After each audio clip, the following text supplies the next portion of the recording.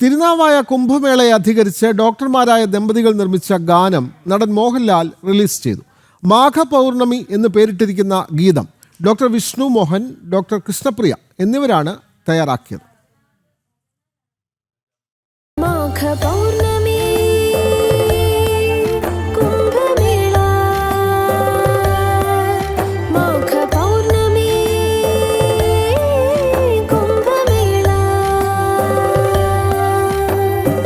തിരുനാവായ എന്ന പുണ്യഭൂമിയുടെ ചരിത്രവും പാരമ്പര്യവും വിളിച്ചോതുന്നതും കുംഭമേളയുടെ പ്രാധാന്യം പറയുന്നതുമായ ഗാനമാണ് നടൻ മോഹൻലാൽ റിലീസ് ചെയ്തത്.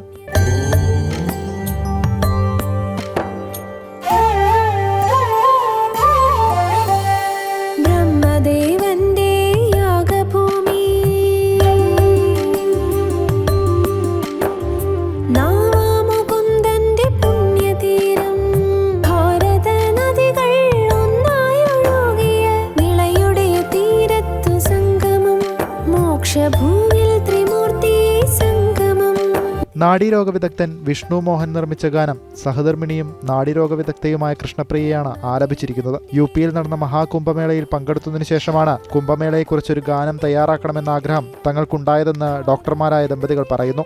അതിൻ്റെ ഇടയ്ക്ക് ആനന്ദവനം ഭാരതി സ്വാമിജിയോട് സംസാരിച്ചപ്പോഴും സ്വാമിജിയും എന്ത് ചെയ്യാന്ന് പറഞ്ഞ് ഞങ്ങളോട് പറഞ്ഞിരുന്നു.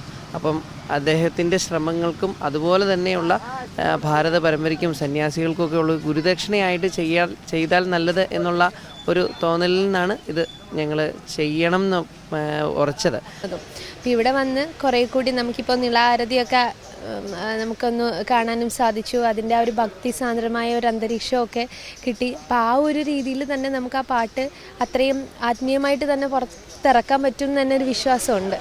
അനിൽ തിരുവിഴയാണ് സംവിധാനം, ഗാനരചന, ഛായാഗ്രഹണം എന്നിവ നിർവഹിച്ചിരിക്കുന്നത്.